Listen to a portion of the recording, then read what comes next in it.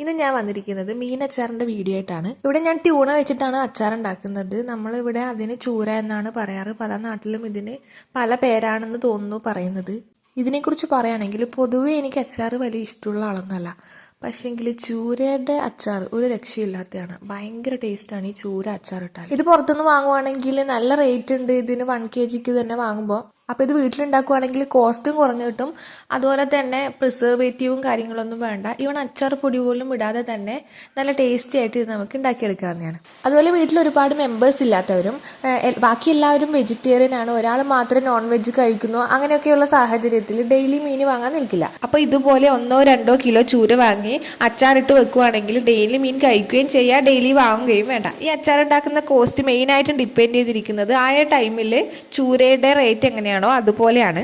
വലിയ സൈസുള്ള ട്യൂണ ഇങ്ങനെ കട്ട് ചെയ്തിട്ട് വാങ്ങുന്നതാണെങ്കിൽ പൊതുവെ അതിന് എന്തായാലും നല്ല റേറ്റ് ഉണ്ടാവും. നമ്മളിവിടെ ചെറിയ ചൂരയാണ് എടുത്തിട്ടുള്ളത്. ലോക്കലായിട്ട് ഇവിടുന്ന് തലശ്ശേരി നിന്നൊക്കെ പിടിച്ചതാണെന്ന് പറഞ്ഞു. മുള്ളൊക്കെ കളഞ്ഞ് തലയുടെ ഒന്നും പോർഷൻ എടുക്കാതെ മീറ്റ് മാത്രം സ്ക്വയർ ടൈപ്പിൽ ഇതുപോലെ അവർ തന്നെ മുറിച്ച് തന്നിട്ടുണ്ട്. ബാക്കിയുള്ള ഇതുപോലത്തെ പീസ് കറി വെക്കാനും തന്നു വിട്ടിട്ടുണ്ടായിരുന്നു. കട്ട് ചെയ്യുന്നതിന്റെ വീഡിയോ എടുക്കാൻ പറ്റിയിട്ടില്ല. പക്ഷെങ്കിൽ വന്ന ഉടനെ കഴുകി അച്ചാർ ഇടാൻ പറ്റി. അച്ചാർ ഉണ്ടാക്കാനായിട്ട് ഈ സ്ക്വയർ ഷേപ്പിൽ കട്ട് ചെയ്തത് ഏകദേശം 2 കിലോ വെയിറ്റിലുള്ള മീൻ ഉണ്ടാവും. ഇനി ഇതൊന്ന് മാരിനേറ്റ് ചെയ്യണം. അതിന് ഉപ്പിന്റെ അളവ് പറയുന്നില്ല, പാകത്തിന് ഉപ്പ് ചേർക്കണം. 1 ടീസ്പൂൺ നിറയെ മഞ്ഞൾപ്പൊടി ചേർത്തിട്ടുണ്ട്. കാശ്മീരി ചില്ലി പൗഡർ ആണെങ്കിൽ 4-5 ടേബിൾ സ്പൂൺ വരെ ചേർക്കുന്നതിന് കുഴപ്പമില്ല. നോർമൽ ചില്ലി പൗഡർ ആണെങ്കിൽ 2-3 ടേബിൾ സ്പൂൺ ചേർത്ത് കൊടുത്താൽ മതി. ഉപ്പ് മുളകൊക്കെ ഇതിലേക്കൊന്ന് അബ്സോർവ് ചെയ്യാൻ ഒരു അരമണിക്കൂർ റെസ്റ്റ് ചെയ്യാൻ വെച്ചിട്ടുണ്ട്. ഇതുപോലെ ബീഫിന്റെ ഒക്കെ അച്ചാർ ഉണ്ടാക്കാം. അതിന്റെ ഒക്കെ വീഡിയോ ചാനലിലുണ്ട്, കണ്ടു നോക്കണം. ലിങ്ക് ഡിസ്ക്രിപ്ഷനിലും കമന്റ് ബോക്സിലും ഒക്കെ ആയിട്ട് കൊടുത്തേക്കാം. ഇത് കുക്ക് ചെയ്യുന്ന സമയം ഒന്നുകൂടിയും കണ്ടു നോക്കാനായിട്ട് ചാനൽ സബ്സ്ക്രൈബ് ചെയ്ത് വെക്കാൻ മറന്നു പോകരുതേ. മീൻ മാരിനേറ്റ് ചെയ്യാൻ മാറ്റിവെച്ച സമയത്ത് ബാക്കിയുള്ള സാധനങ്ങളൊക്കെ റെഡിയാക്കി വെക്കാം. 50 ഗ്രാം പച്ചമുളക് എടുക്കുന്നുണ്ട്. അത് വട്ടത്തിൽ ഇതുപോലെ കട്ട് ചെയ്യുന്നുണ്ട്. പിന്നെ എടുക്കുന്നത് 50 ഗ്രാം തന്നെ ജിഞ്ചറും ഗാർലിക്കും ആണ്. അത് നിങ്ങളുടെ ഇഷ്ടത്തിനനുസരിച്ച് എടുക്കാവുന്നതുമാണ്. മിക്കവാറും ഇങ്ങനത്തെ അച്ചാറൊക്കെ കടയിൽ നിന്ന് വാങ്ങുമ്പോൾ അതിൽ മീനിന്റെ പീസ് കുറവും ഇതുപോലെ വെളുത്തുള്ളിയും ഇഞ്ചിയും പച്ചമുളകും ഒക്കെ ഒരുപാട് അധികവുമായിട്ടാണ് ഉണ്ടാകാറുള്ളത്.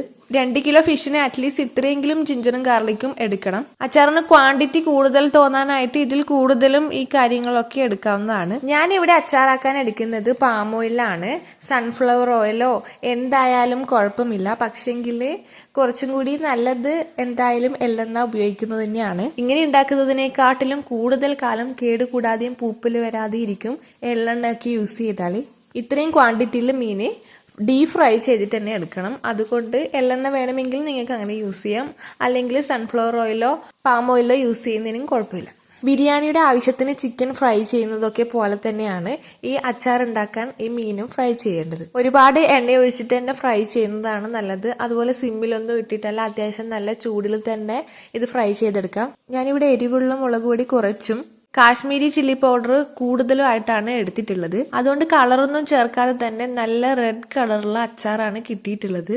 അച്ചാറിന് നല്ല റെഡ് കളർ വേണമെന്നാണെങ്കിൽ കാശ്മീരി ചില്ലി കൂടുതലായിട്ട് ചേർത്ത് കൊടുത്താൽ മതി. പിന്നെ റെഡ് കളർ കൂടുതലും കുറവും ആയതുകൊണ്ട് അച്ചാറിന്റെ ടേസ്റ്റിന് വലിയ രീതിയിലുള്ള വ്യത്യാസമൊന്നും വരാനുമില്ലല്ലോ. ഈ 2 കിലോളം വരുന്ന ട്യൂണ ഫിഷ് ഫ്രൈ ചെയ്യാൻ ഏകദേശം 1/2 ലിറ്ററോളം പാം ഓയിലാണ് ഞാൻ ഉപയോഗിച്ചിട്ടുള്ളത്. ഈ ഫ്രൈ ചെയ്തിരിക്കുന്ന രീതിക്ക് തന്നെ ഇത് കഴിക്കാൻ നല്ല ടേസ്റ്റ് ആണ്. അപ്പോൾ ഇത് വെച്ചിട്ട് അച്ചാർ ഉണ്ടാക്കി വെക്കുവാണെങ്കിൽ ഡെയിലി ട്യൂണ ഫിഷ് ഫ്രൈ ചെയ്ത് കഴിച്ച ഒരു ഫീലും കിട്ടും. ഇതവിടെ മാറ്റി വെച്ച് ബാക്കി കാര്യങ്ങളൊക്കെ റെഡിയാക്കാം. ഇനി ചെയ്യുന്ന കാര്യങ്ങൾ 2 രീതിയിൽ ചെയ്യാം. മീൻ ഫ്രൈ ചെയ്ത എണ്ണയുടെ പകുതിയിലധികം ഞാൻ മാറ്റി വെക്കുന്നുണ്ട്. അതായത് ഒരു 100-150 ml എണ്ണ മാത്രം ആ പാത്രത്തിൽ ബാക്കിയാക്കി ബാക്കി എണ്ണ മാറ്റി വെക്കണം. എണ്ണ ചൂടാകുമ്പോൾ അതിലേക്ക് നടുകെ മുറിച്ചിട്ടുള്ള വെളുത്തുള്ളി ചേർത്ത് കൊടുക്കാം. വെളുത്തുള്ളി ജസ്റ്റ് ഒന്ന് ഫ്രൈ ആകാൻ തുടങ്ങുമ്പോഴത്തേക്ക് അതിലേക്ക് ഇഞ്ചി ചോപ്പ് ചെയ്തതും ചേർത്ത് കൊടുക്കാം. ഇഞ്ചിയുടെയും പച്ചമുളകൊക്കെ ഒന്ന് മാറി തുടങ്ങുമ്പോഴത്തേക്കും വട്ടത്തിൽ കട്ട് ചെയ്ത് വെച്ച പച്ചമുളക് ചേർക്കാം. എരിവ് കുറഞ്ഞ പച്ചമുളകും ഉണ്ട്, എരിവ് കൂടിയ പച്ചമുളകും ഉണ്ട്. അതൊക്കെ കസ്റ്റമറൈസ് ചെയ്ത് എരിവ് കൂടുതൽ ആവശ്യമുള്ളവർക്ക് അങ്ങനെ ചേർക്കാം. അല്ലാത്തവർക്ക് എരിവ് കുറഞ്ഞ പച്ചമുളക് ചേർത്ത് കൊടുക്കാം. അച്ചാർ കുറച്ച് ഹോട്ടായിട്ട് തന്നെ ഉണ്ടാക്കുന്നതാണ് നല്ലത്. എരിവ് കൂടുതൽ ചേർത്താലും കുഴപ്പമില്ല. കാരണം ഉണ്ടാക്കുമ്പോൾ ഉണ്ടാകുന്ന ആ എരിവും കാര്യങ്ങളൊന്നും അതൊക്കെ അബ്സോർബ് ചെയ്ത് എല്ലാം മിക്സായി നെക്സ്റ്റ് ഡേയിലോ നെക്സ്റ്റ് വീക്കിലോ അത്രയും എരിവ് ആ അച്ചാറിന് ഉണ്ടാവില്ല. ഈ ചേർത്ത് കൊടുത്തിരിക്കുന്ന ഇഞ്ചി പച്ചമുളക് വെളുത്തുള്ളി ഈ കാര്യങ്ങളൊക്കെ ട്യൂണ ഫ്രൈ ചെയ്ത പോലെ അങ്ങ് ക്രിസ്പി ആകുമൊന്നും വേണ്ട, ജസ്റ്റ് അതെല്ലാം ഒന്ന് വെന്ത് കിട്ടിയാൽ മതി. അതായത് വെളുത്തുള്ളിയൊക്കെ ഒന്ന് ഗോൾഡൻ കളർ ആക്കാൻ തുടങ്ങുമ്പോഴത്തേക്കും അതിലേക്ക് കറിവേപ്പില ചേർത്ത് കൊടുക്കുന്നുണ്ട്. കറിവേപ്പില വാട്ടർ കണ്ടന്റ് ഒക്കെ പോയി അതൊന്ന് മൊരിഞ്ഞു വരണം. ഇനി ഇതിലേക്ക് മസാലപ്പൊടികൾ ചേർക്കേണ്ട സമയമാണ്. 5 ടേബിൾ സ്പൂണോളം കാശ്മീരി ചില്ലി ചേർത്ത് കൊടുക്കുന്നുണ്ട്. അതുകൊണ്ട് തന്നെ നമ്മുടെ അച്ചാറിന് നല്ല കളർ ഉണ്ടായിരുന്നു. പിന്നെ അതിലേക്ക് 1 ടീസ്പൂൺ മഞ്ഞൾപ്പൊടി ചേർത്ത് കൊടുക്കുന്നുണ്ട്. ആവശ്യത്തിന് ഉപ്പ് ചേർത്ത് കൊടുക്കണം. പിന്നെ എരിവ് ഇരുന്നോട്ടെ എന്ന് വിചാരിച്ചിട്ട് 1 ടേബിൾ സ്പൂണിനടുത്തായിട്ട് നോർമൽ മുളക് പൊടിയും ഇതിലേക്ക് ചേർത്ത് കൊടുക്കുന്നുണ്ട്. പിന്നെ ചേർത്ത് കൊടുക്കാനുള്ളത് 1 ടീസ്പൂൺ കായം, 1 ടീസ്പൂണ് ഉലുവ വറുത്ത് പൊടിച്ചത്. അച്ചാർ പൊടി ഉണ്ടെങ്കിൽ ഇതിനു പകരം അച്ചാർ പൊടി ചേർത്ത് കൊടുത്താലും മതി. ഇതൊക്കെ ചെറിയ തീയിൽ വേണം ചെയ്യാൻ, അല്ലെങ്കിലും മുളക് പൊടിയൊക്കെ പെട്ടെന്ന് കരിഞ്ഞു പോകും. നമ്മൾ ചേർത്ത പൊടികളുടെയൊക്കെ പച്ചമണമൊക്കെ മാറി നല്ല സ്മെല്ലൊക്കെ വരാൻ തുടങ്ങി. ഇനി ഇതിലേക്ക് 5 ടേബിൾ സ്പൂണ് വിനാഗിരി ചേർത്ത് കൊടുക്കാം. വിനാഗിരിയൊക്കെ ചേർത്ത് മിക്സ് ആക്കിയപ്പോൾ നല്ല തിക്കായിട്ടുള്ള ഒരു ഗ്രേവിയൊക്കെ ഫോം ചെയ്തു. ഇനി അതിലേക്ക് ട്യൂണ ഫിഷ് ഫ്രൈ ചെയ്തത് ചേർത്ത് കൊടുക്കാം. വറുത്ത് വെച്ച ആ മീനിലേക്ക് ഈ ഗ്രേവിയൊക്കെ അബ്സോർബ് ആകുമ്പോഴാണല്ലോ അത് മീൻ അച്ചാറായിട്ട് വരുന്നത്. എന്തായാലും നല്ല എരിവുണ്ടാകും. ഉപ്പൊക്കെ ഈ സമയം ചെക്ക് ചെയ്ത് കൊടുക്കണം. അതുപോലെ ഗ്രേവി കുറച്ചുകൂടെ വേണമെന്ന് തോന്നുവാണെങ്കിൽ ഇതിലേക്ക് കുറച്ചുകൂടി വിനാഗിരി ചേർത്ത് മിക്സ് ചെയ്ത് കൊടുക്കാവുന്നതാണ്. ഇത്രയായ സ്റ്റൗ ഓഫ് ചെയ്യാം. അച്ചാർ റെഡിയായി. എല്ലാ അച്ചാറ് പോലെ തന്നെ ഇതും ഉണ്ടാക്കി ഉടനെ കഴിക്കാൻ നല്ല ടേസ്റ്റ് ഒന്നും ഉണ്ടാകില്ല. ഇതിന്റെ ടേസ്റ്റ് വരുന്നത് ഇത് ഇരിക്കും തോറുമാണ്. നെക്സ്റ്റ് ഡേയിലും നെക്സ്റ്റ് വീക്കിലൊക്കെ കഴിക്കുമ്പോഴാണ് ഇത് ഭയങ്കര ടേസ്റ്റി ആയിട്ട് ഉണ്ടാവുക. നേരത്തെ പറയാൻ വിട്ടുപോയതാണ്, മസാലപ്പൊടി ചേർക്കുന്ന സമയത്ത് വേണമെങ്കിൽ വളരെ കുറഞ്ഞ അളവിൽ മീറ്റ് മസാല ഒക്കെ ആ ഒരു ഫ്ലേവർ വേണമെന്നുണ്ടെങ്കിൽ കുറഞ്ഞ അളവിലേ ചേർക്കാൻ പാടുള്ളൂ, അത് ചേർത്ത് കൊടുക്കാവുന്നതാണ്. ഇത് അച്ചാർ ഉണ്ടാക്കി നെക്സ്റ്റ് ഡേ എടുത്ത വീഡിയോ ആണ്. 2ാമത്തെയും 3ാമത്തെയും ദിവസം ആകുമ്പോഴത്തേക്ക് തന്നെ ആ മസാലയും വിനാഗിരിയുടെ ആ ഒരു പുളി ടേസ്റ്റും ഒക്കെ ആ മീൻ അബ്സോർബ് ചെയ്ത് നല്ല ടേസ്റ്റി ആയിട്ട് വന്നിട്ടുണ്ടായിരുന്നു. ആദ്യമായിട്ട് അച്ചാറൊക്കെ ഉണ്ടാക്കുന്ന ഒരാൾക്ക് വേണ്ടിയിട്ടാണ് ഇത് ഇത്രയും ഡീറ്റെയിൽ ആയിട്ട് പറയുന്നത്.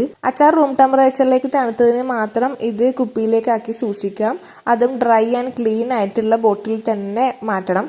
ഇത് ഹോസ്റ്റലിലേക്കൊക്കെ കൊടുത്തേക്കാനാണെങ്കിൽ 2ഓ 3ഓ ബോട്ടിലുകളായിട്ട് കൊടുത്തേക്കുന്നതാണ് നല്ലത്.